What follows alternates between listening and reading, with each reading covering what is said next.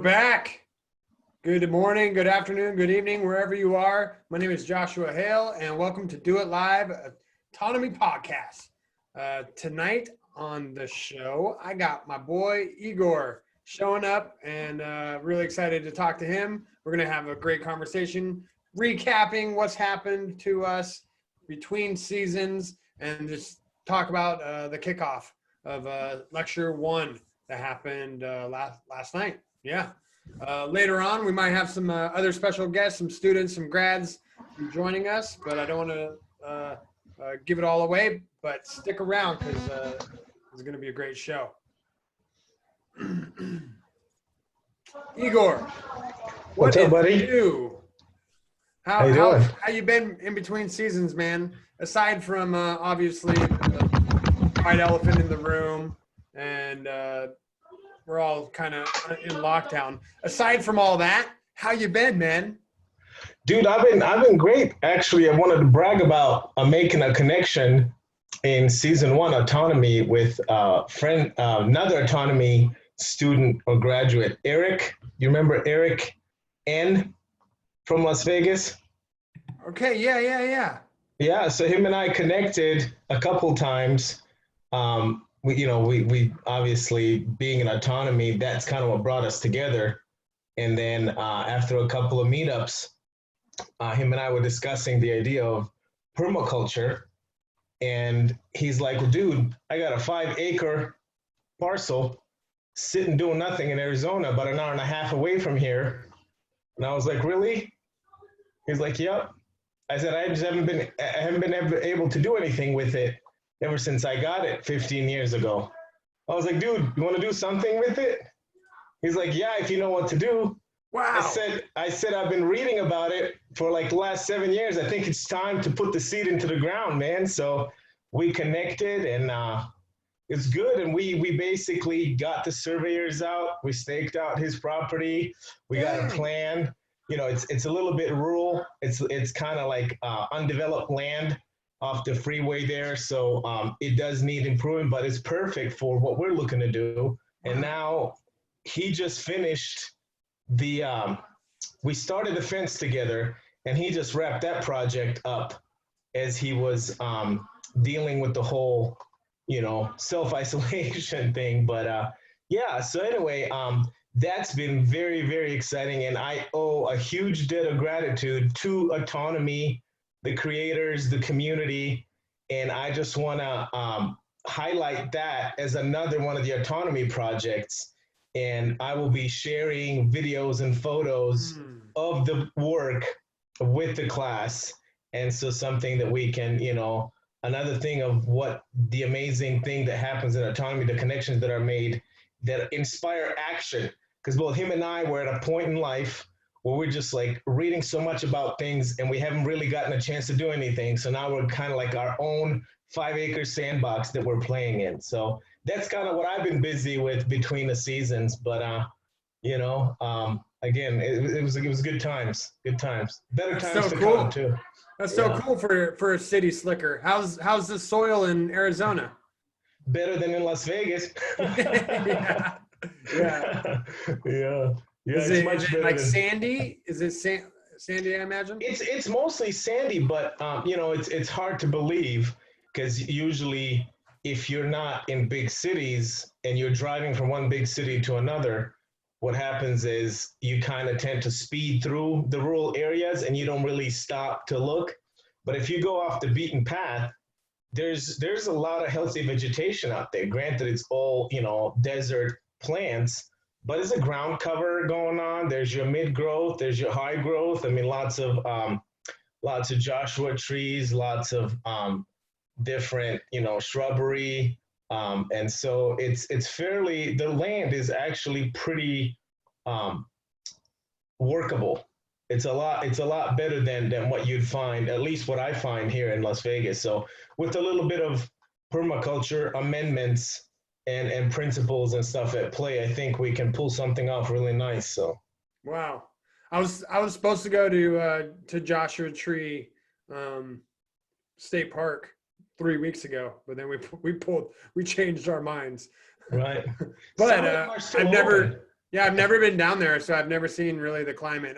I've been to I've been a little bit north of there, Phoenix, Albuquerque. I've been to Albuquerque, so I'm kind of familiar with it. But Yeah, uh, the Southwest region. Yeah. how did you get into permaculture?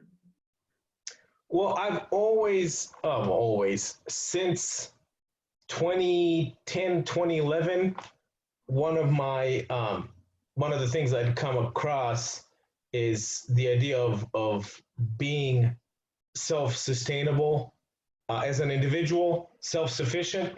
I should use the word.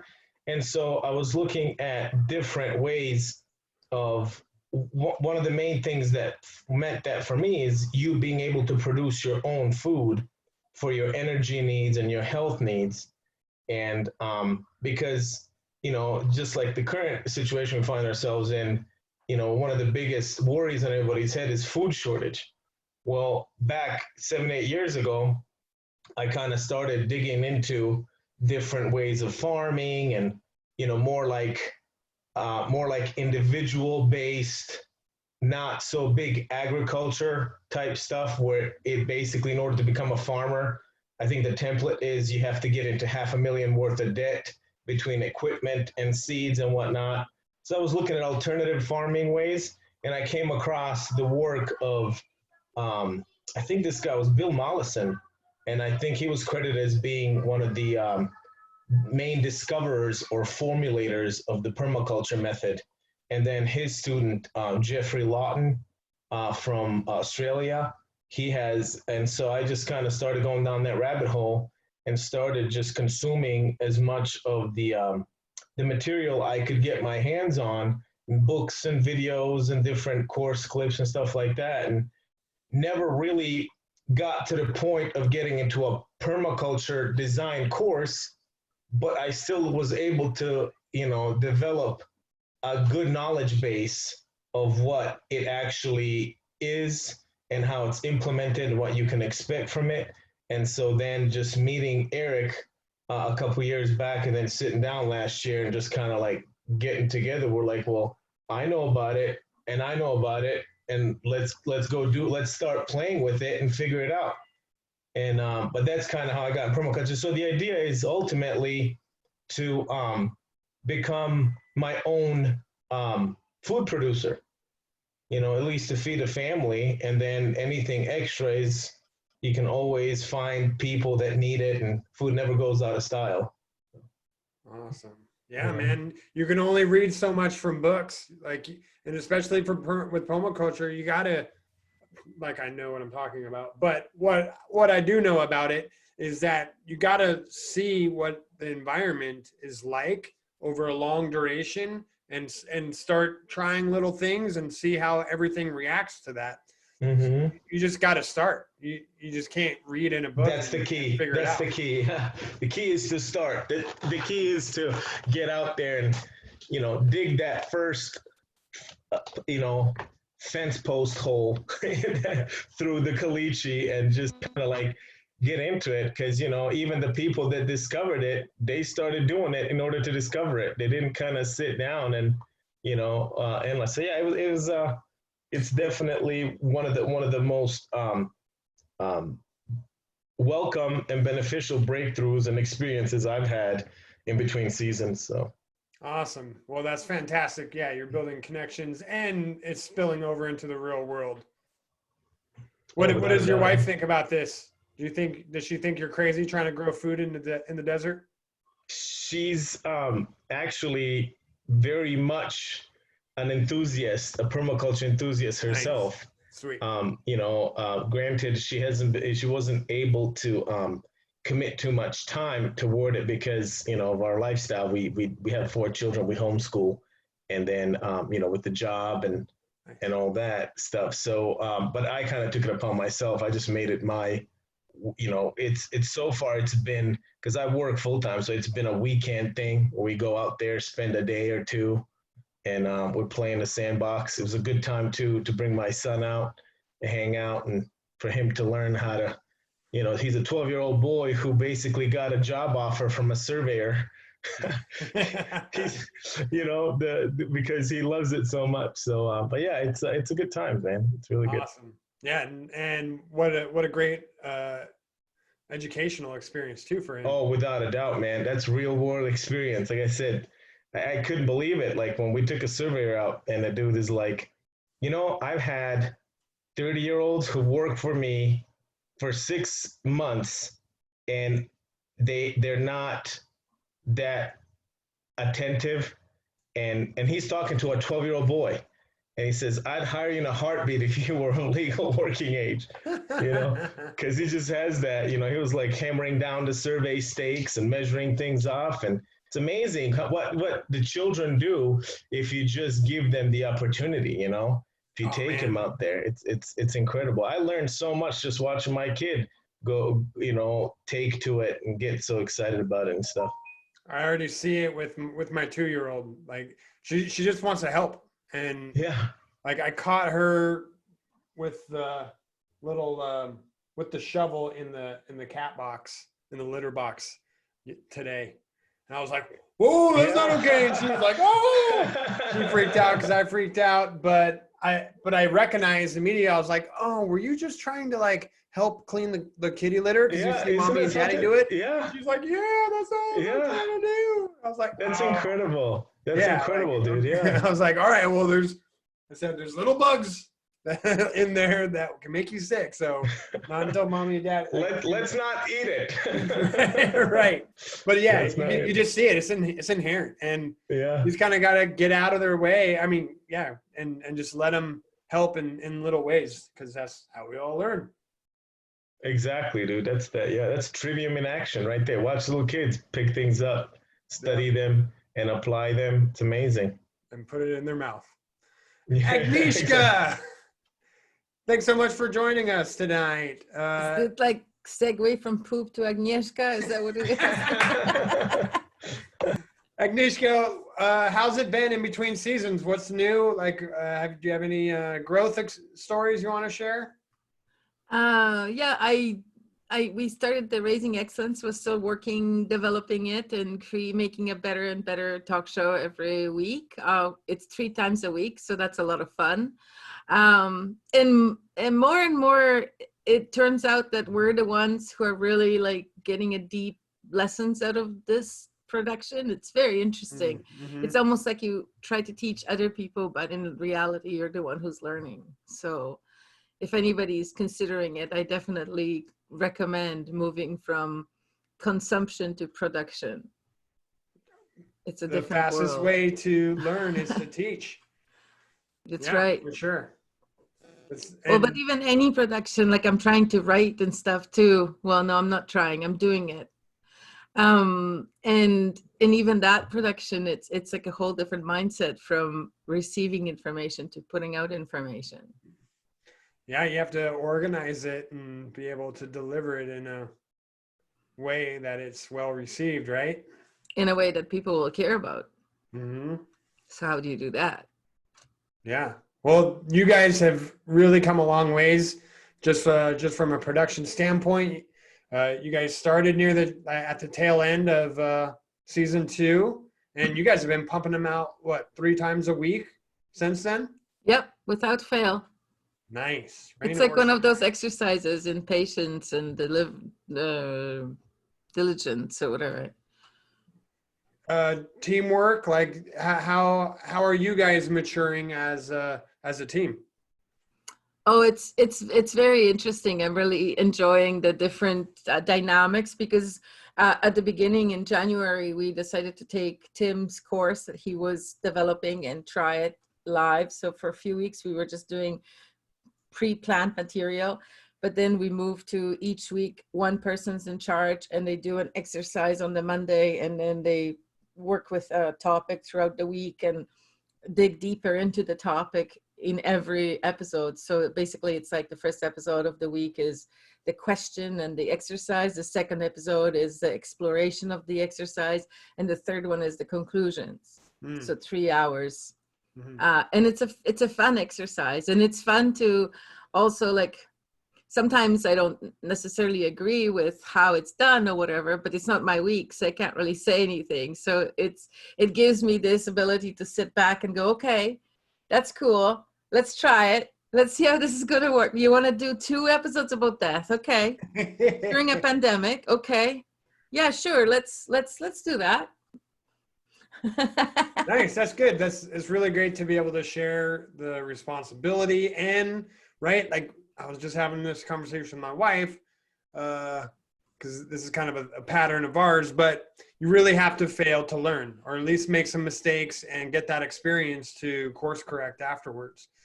My wife, she loves to take control and like take that opportunity away from me. And so I'm always like, all right, yeah, just do it. Just do it. I know you want to do it just exactly the way you want to do it. But then she gets mad at me for not knowing how to do something, like feed our kid lunch. That's exactly what I did to Lawrence the other day when he was working on that meme. Oh, and you gave him the answer, right? Well, I told him how to do it, and then I took one breath and I just gave him the answer. It wasn't like, okay, I'm going to walk away from the phone, let him figure it out, play with the sentence and see if he can change it. I gave him 2 directions, so it was very clear.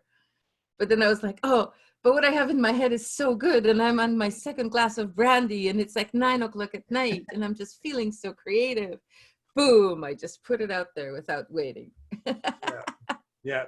That's the difficulty of being a teacher, right? Is like you already know the answers, or at least you're experienced to be able to show end results. But who really benefited from that? Well, we all did, because you're a great copywriter. But you know what I'm saying. You were self-aware enough to know that, like, oh, I could have withheld that a little bit more and allowed him to come to his own answers that way.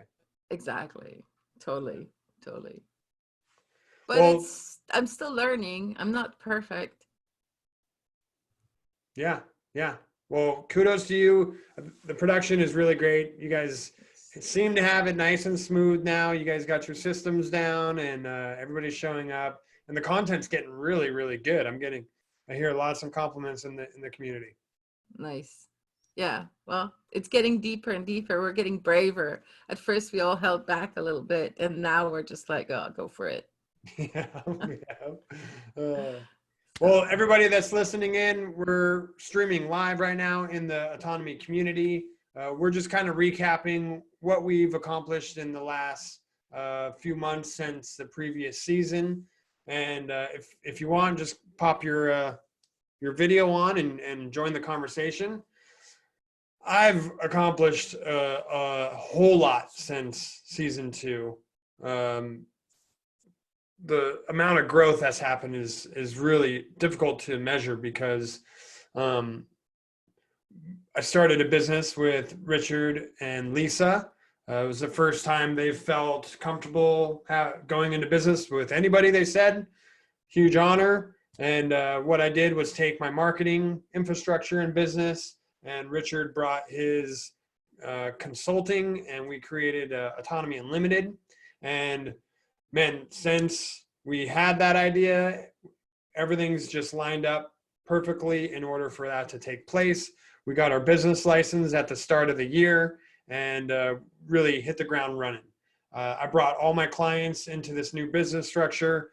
There's so much to learn about with business license and taxes and how to receive income into the business, especially since we're on the opposite sides of the country, and how to open up a bank account even though you're not in the same physical country.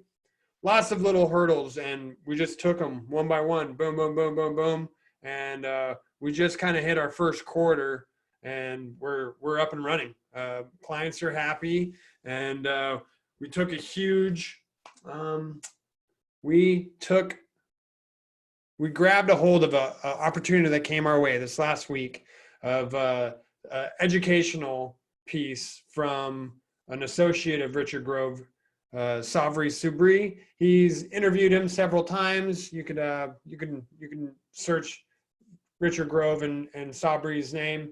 And Sabri has an amazing marketing agency in Australia. He's been on top of on Forbes magazine. He's really blown up, and he's become extremely successful in a short amount of time. He has amazing marketing methods and tools and strategies, and he just started a beta course this last month, and it came across Rich's radar. Rich threw it to me. I signed up for the demo, and we ended up on a call with a sales guy, and I got to watch the sales guy of King Kong, this really kick-ass marketing company, and Richard Grove kind of go toe to toe. And I was like,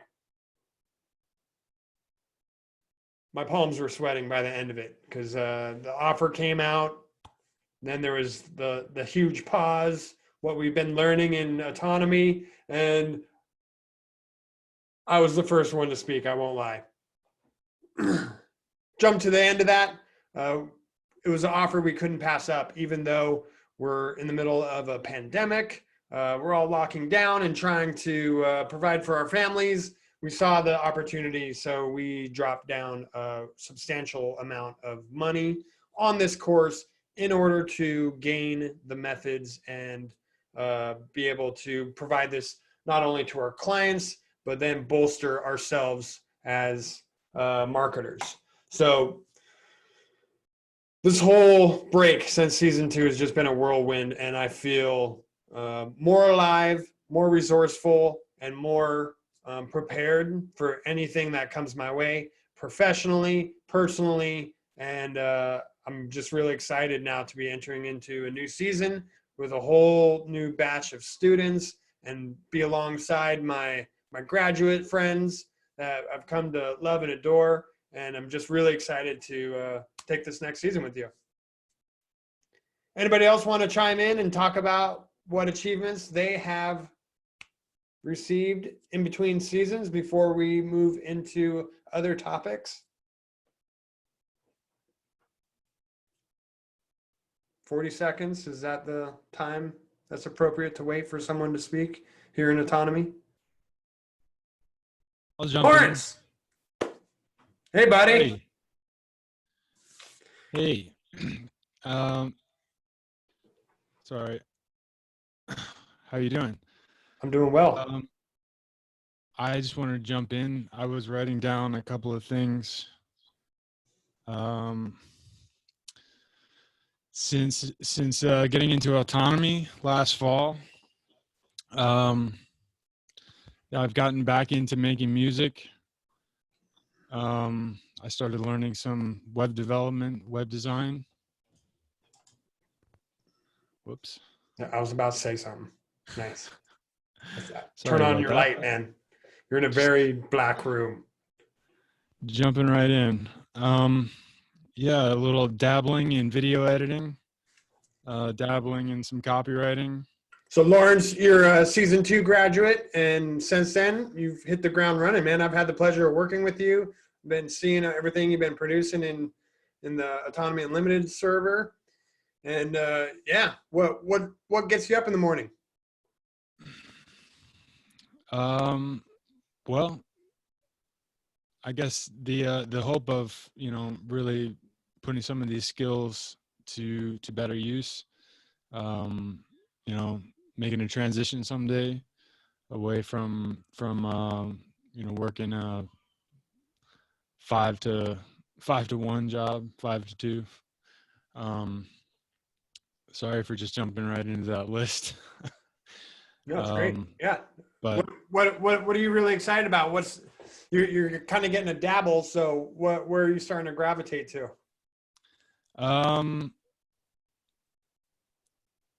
That's a good question. Definitely been a little bit distracted lately, what with, things going on. But I've definitely been able to navigate the situation a bit better, having the resource of the fine folks in this community.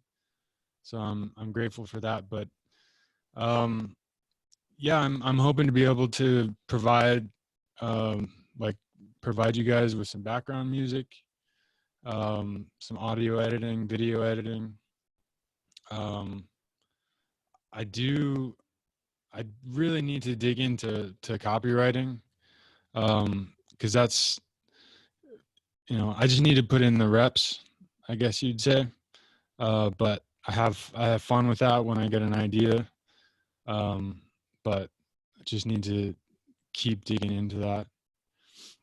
Hey, Lawrence, what's the difference between copywriting and music?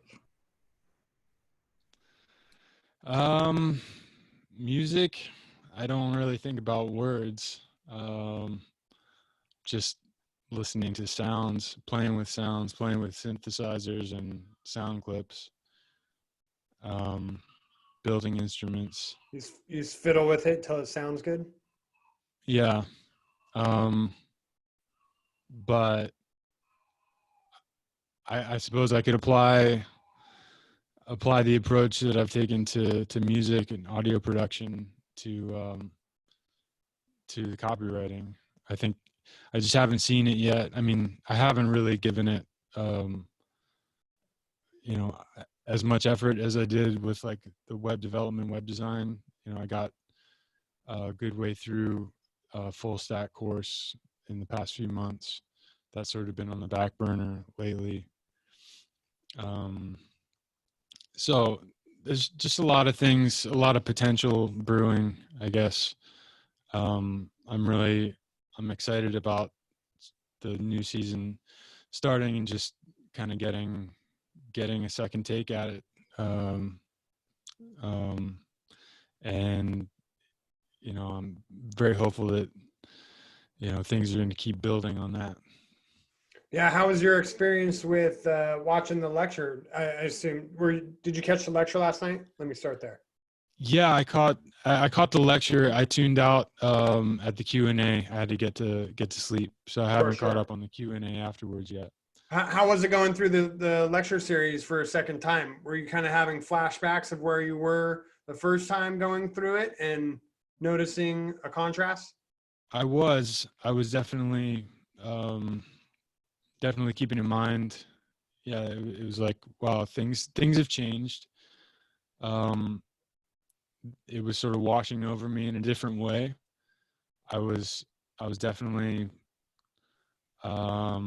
sort of multitasking a little more comfortably.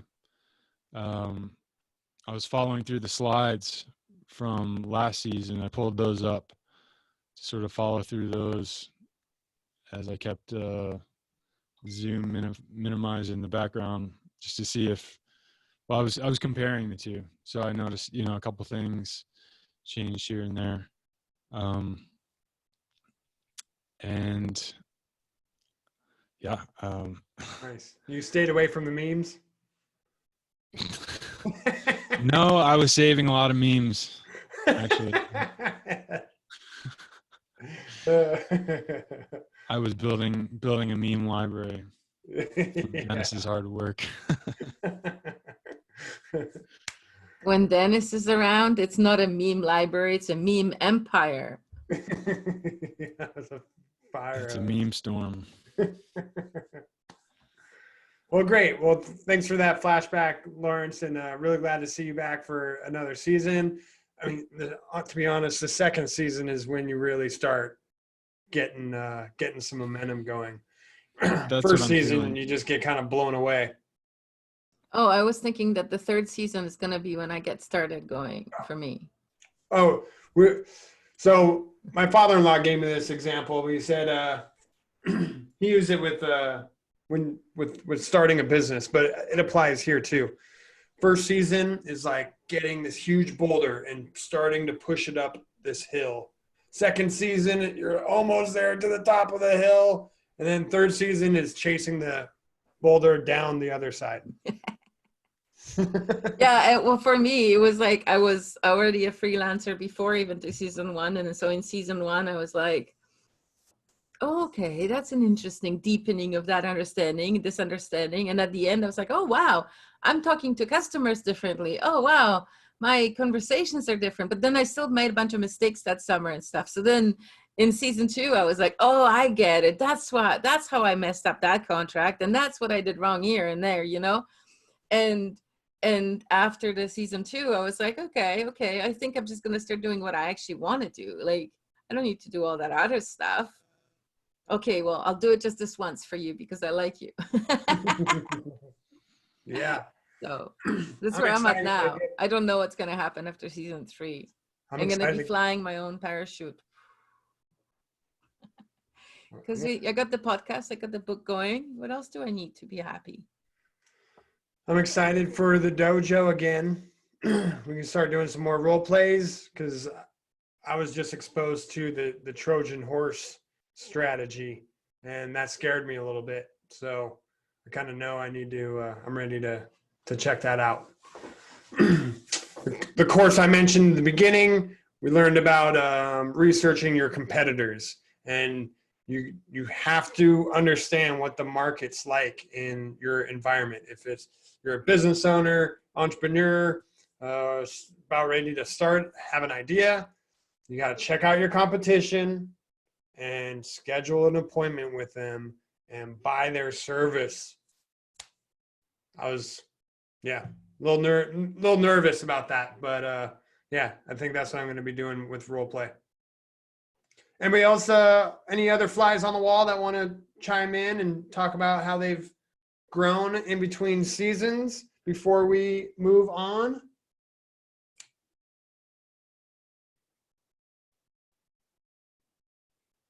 Yep, I was calling you out.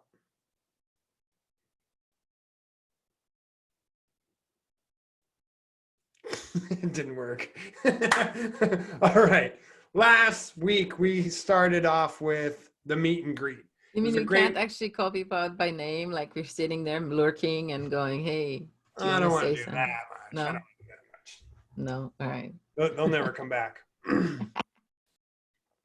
Last week, we started with the meet and greet, where it was a great long-form conversation where graduates got to share their accomplishments and achievements, and the new season students were able to listen in, hear. There was so many great stories, and really warmed my heart just to hear how much people appreciate and feel supported and grow in this community.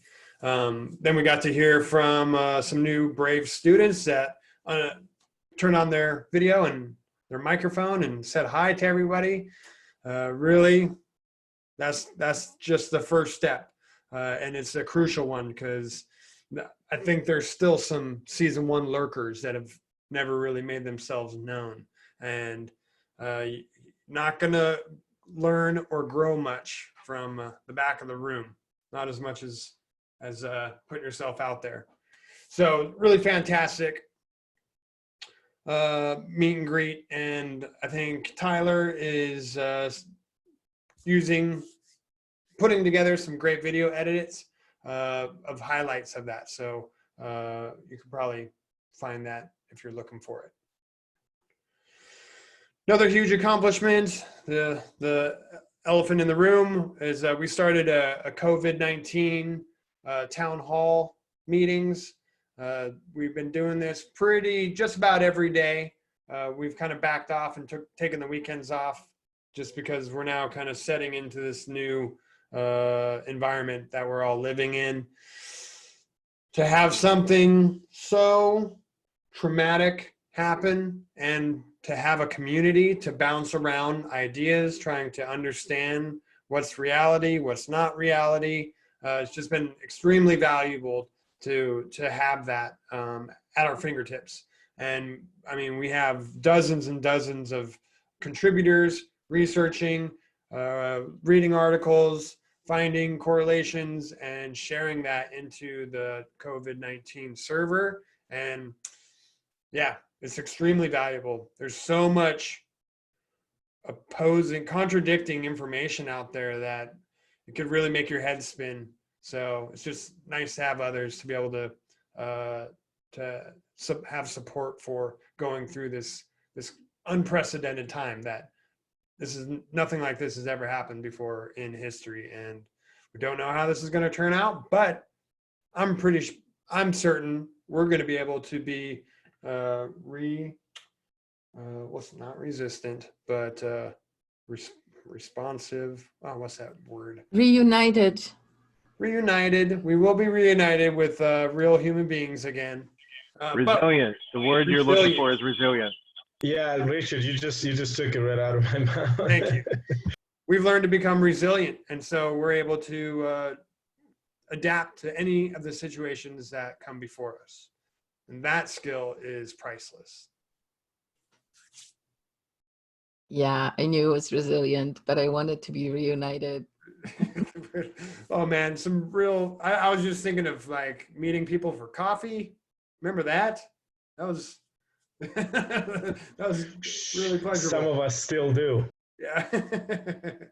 I met somebody for coffee today, but she is a healthcare worker with the elderly, so we maintained a 2-foot distance, and I brought my own cup and I set it on the deck, and then I walked away from it, and then she approached the cup and filled it with the coffee, and then she walked away from it, and then I walked to the cup and I grabbed the cup and I went to sit down, and I sat there drinking coffee at one end of her deck, and she sat at the other end of her deck.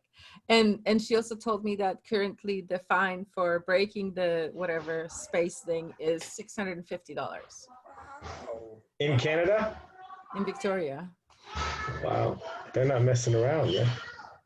So, Shoot. but at the In same Las time, Vegas, nobody's enforcing it. I've seen many people do it in parks. I mean, there were people standing in a circle in a park, almost touching shoulders. Not sure what they were doing, but In LA, a birthday party got broken up by about 20 cops. oh my gosh, I saw the cutest birthday party today. The little girl across the street had a birthday. So she decorated the whole house and put balloons all over the yard. And then she stood there right in the yard as all her friends drove by in their cars, honking and waving and yelling happy birthday and stuff out the window. And there's this whole cavalcade of like half an hour of cars going past her house. And then everybody went. It was kind of sad and kind of cute at the same time. Wow. Wow. Yep, times are changing. My daughter had her 2-year birthday this last week, and we did a virtual birthday party. I thought it was going to be chaotic, but it was actually pretty manageable. We had great conversation with the parents and kids. My daughter was about amused for about 10 minutes, and then she was just running all over the room, doing her own thing. But yeah, it was fun for what it was worth. Lisa and Lucas showed up. Lucas was showing off his bouncing skills, bouncing off of the couch all over the living room. It was impressive.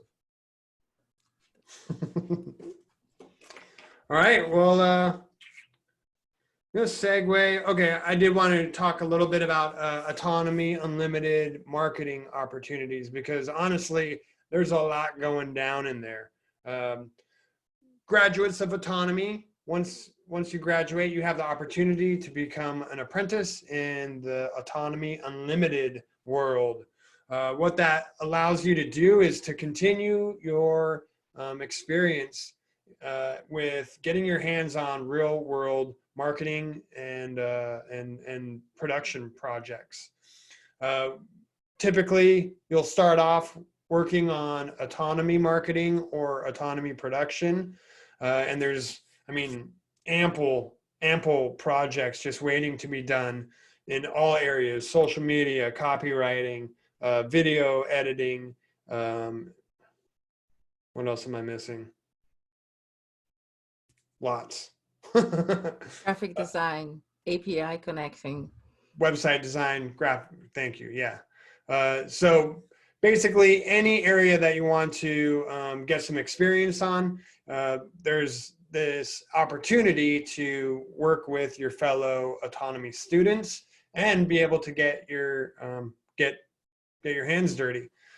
From that, those that stick with it and keep showing up, there are paid jobs out there. Autonomy Unlimited is working with a slew of clients, and we got lots more on the horizon. We're building websites, we're doing funnels, We're doing email marketing, social media marketing. There's lots of real world clients that you then can get brought onto those projects and be able to get some real experience helping out individual businesses out there. And from that, you then gain the experience to become a paid freelancer.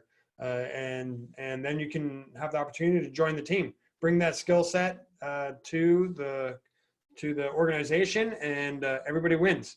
This is a great stair-step opportunity for students just coming into autonomy, looking to change careers, for some passive income, not passive income, but another line of income, and to be able to develop those skills and put them to use. Right now, remote working, extremely valuable. Even if it's not enough to pay all the bills, at least you're developing those skills so that you have another additional stream of revenue. So I haven't slowed down work whatsoever in the last few weeks. If anything, I'm even busier. This last week, I've been making it a habit to get up before 5 a.m. just so I can start getting some deep work time before the baby wakes up. And I usually don't pull the plug until about 4 o'clock in the afternoon, when I then go hang back out with my family.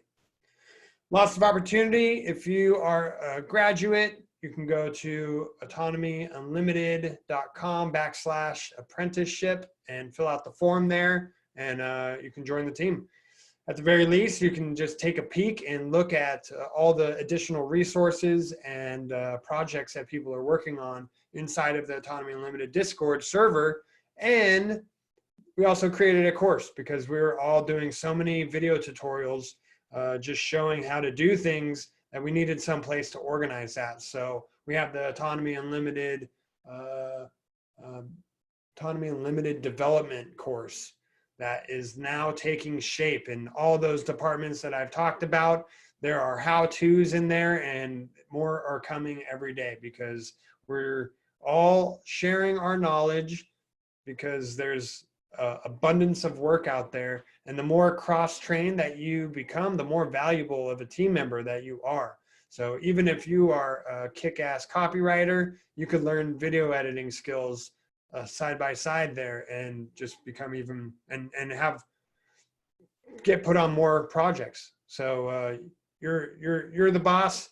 To be a freelancer, the requirement is nobody tells you what to do. If I was to say, Agnieszka, I need you here at 8 a.m. every morning, that breaks our freelancer contracting agreement. So I ask Agnieszka, I have a client who would love some help. Are you available at 8 a.m.? She then has a choice. She says yes or no. If she says yes, then I assume that she'll be there, and then we get to work. It's really great, but you call the shots. There is no bosses in Autonomy Unlimited. We have a big team. We do have to make some big choices, but everyone is learning together. Yeah, and one thing that I did at the beginning when I first started freelancing is I actually did multiple streams of income. So I really worked hard at having a variety of services that I offered. So I offered some like face painting services to some people. I offered coaching to some people. I offered writing to some people. I offered graphic design to some people. And it was very diversified. And I had people locally that I talked to. I met at, social events or whatever. But now there are no social events, but people can still do like delivery and driving, and then at the same time do copywriting, and at the same time do video editing, just stack those skills until you replace whatever income you need for whatever you want to do. Because that's how income works, right? Right. And the benefit is you then get to apply it on your own personal projects. Agnieszka, how much of Rising Excellence were you able to piece together because you had some skills? I just needed Tyler's help. Most of it we could handle, but Tyler's brain is big. Yeah. No, Definitely. And I'm assuming it was for video production and streaming that you have a community that you can just reach out to. You could literally just throw that question out there and people will jump to offer resources and set a meeting, hold your hand and walk you right through it. And you know what? I also needed Tony's help a little bit. Actually, didn't actually need it, but I got Tony's help a little bit to set up the basics of the website. Later, I filled it all out, but just to connect it all and stuff, I don't do that so much anymore. So it's easier to have somebody who's very familiar with it to just get a little bit done. I do the same thing. Tony, who owns D&D Labs, we're actually partners with Autonomy Unlimited because I hate the back end. Like I just want WordPress up so I can start designing that. And I don't even want to go in cPanel, let alone set up cPanel. So Tony, you're the man. Couldn't be building these things without you. Let's segue into last night's lecture. Was there any like highlights that stood out to anybody on the call that you'd like to talk about? Or again, what I threw at Lawrence is any growth in being able to see these for your second or third time and know that like you've come a long way since the first time you saw those?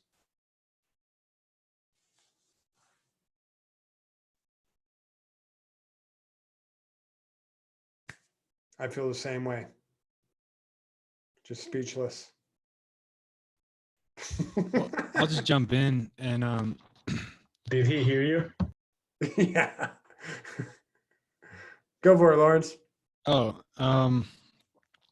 in spite of collecting memes, I did take some notes.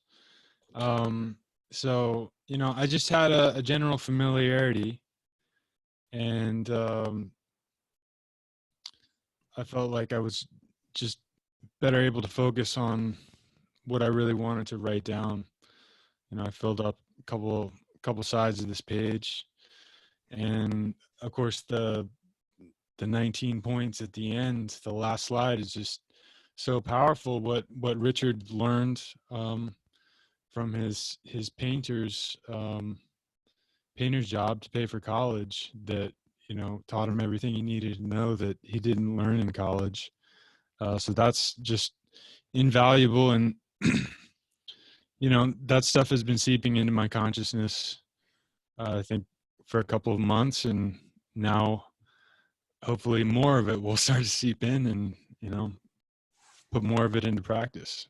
So awesome. Yeah, it takes the awareness to become even aware of those 19 skills you won't learn in school to then be able to develop them. So yeah, it's a big list. I was actually dreaming about that list today because it'd make a good lead magnet. This really stood out to me. Most people are too busy being broke to invest in fixing themselves. To be transparent, I grew up on government cheese, powdered milk, did not have much money. Definitely wasn't taught how to manage money. And I went from living with my parents to getting kicked out, thrown into the real world, and not having any skills or money management whatsoever. And then I got into selling marijuana back when it was cool. And I definitely didn't learn good money management skills doing that. I was a horrible pot dealer, and realized late in my 30s that I did not know how to manage money, and I was broke all the time. I was living constantly from paycheck to paycheck. I was working in the restaurant industry, which honestly is not enough to make a living.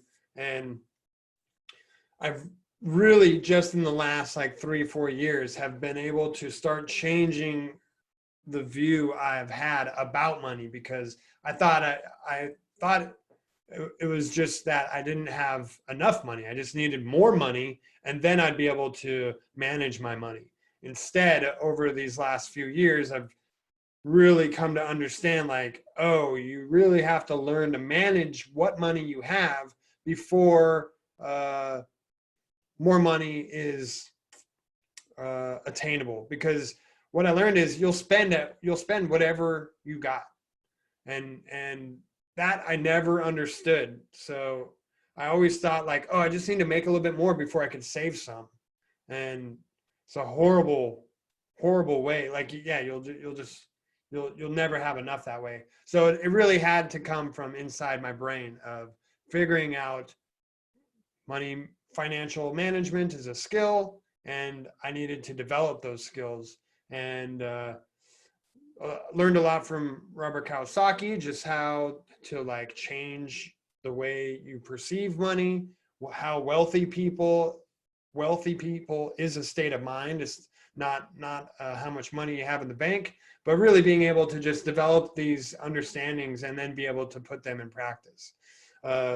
One quick resource I got from a fellow autonomy student, Jim and Beth Hood. They told me about a book called Profit First, and it's really designed for business owners and freelancers. It benefits freelancers too, but being able to pay yourself as a business owner, the profit first part, so that you flip the script. Whereas before I was always paying for my business expenses and then I get the leftovers. You flip the script and you pay yourself first. And what that does is it forces you to get really creative with your business budget, because you've already taken care of yourself. Check it out, Profit First. There's some YouTube videos out there, really good stuff.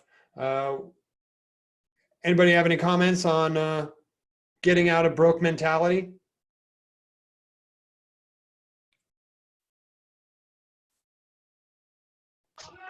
Hey Joshua, that was a huge thing in the first season for me, is the mentality of abundance versus scarcity, and it was fascinating because the start of the inaugural season happened as I just gotten laid off from work, from a company that I work for.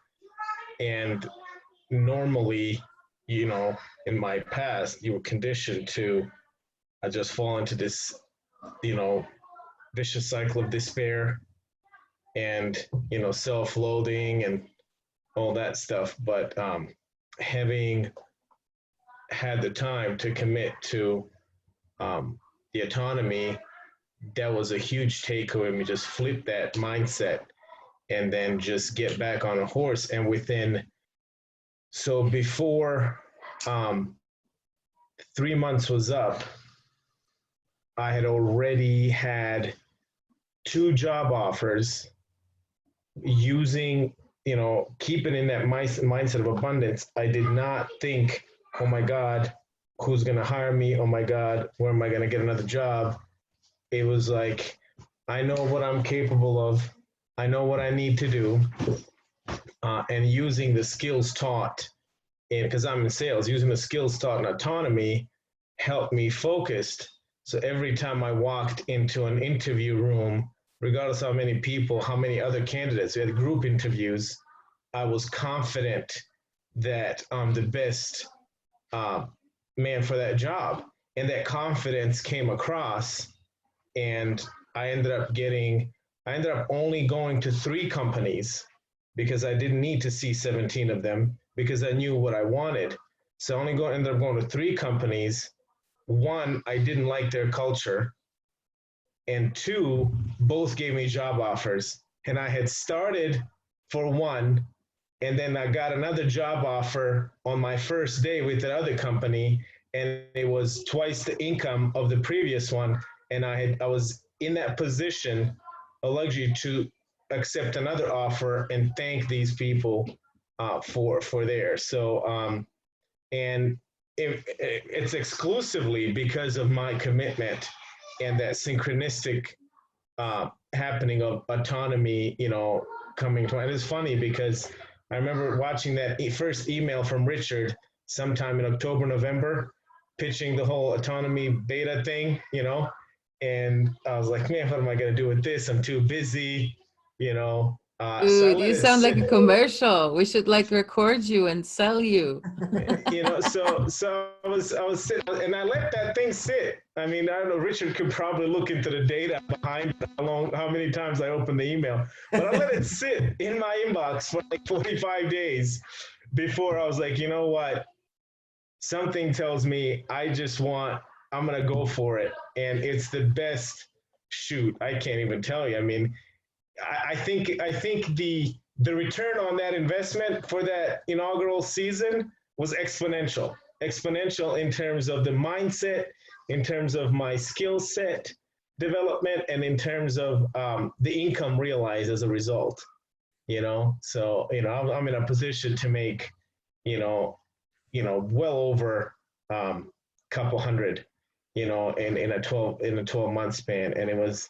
Now, the best thing that happened to me a year and a half ago was getting laid off instead of where in the past there was a lot of like struggle, So I think that is priceless.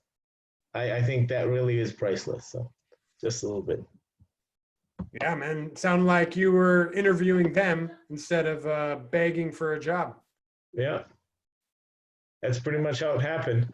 I mean, that change, like, changes you from being confident to being dependent on others in order to make a living.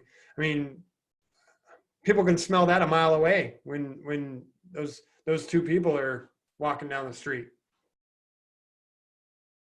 Well, good on you, man. And I carved a little niche for myself in this business of new home sales. Wherever they have issues selling a product, they send me to get the sales up. So, and I find ways to sell because I tell my bosses, dude, as a salesperson, I have to sell. I don't want to turn into an order taker. Like, you have areas of town where people are fighting to buy a house in, and you have areas of town where you actually need to do your job as a salesperson and help people see the value. And I'm enjoying it, man.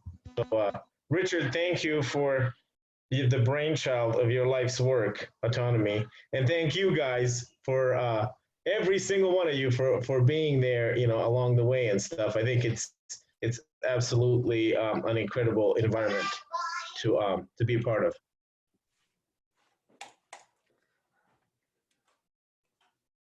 This was another slide that stood out to me, and it really goes well with what you just said. I was kind of the same way, just working and then getting fired or getting laid off, and then I was panicking and taking any job that then comes my way in order to be able to pay next month's rent. And you're never seeking like great opportunity because you're always in like fight or flight mode. You're always trying to survive, and just for myself, to speak for myself, I would totally just settle with whatever came my way at that point. And so I was stuck in the rat race, had no idea where the exit was. And I was a hard worker. I mean, worked 40 hours a week, but could barely make a living. And couple that with a bunch of horrible habits. I was always waiting for that next paycheck. Well, sweet. Really enjoyed seeing you guys. Thanks a lot for making this new time. I think this is going to work. My wife was cool. I did the dishes and kissed the baby goodbye. And looks like we can stick with this at least through quarantine. We'll see how things go week by week. Week 2, lecture 2 coming up next Friday. Oh, first off, question and answer tomorrow morning. Really, I gained so much from hearing from people's questions and experiences that they bring up on the Sunday morning follow-up Q&A. There's always something to learn because there's new people that you're getting to know, and they just drop little tidbits. And there's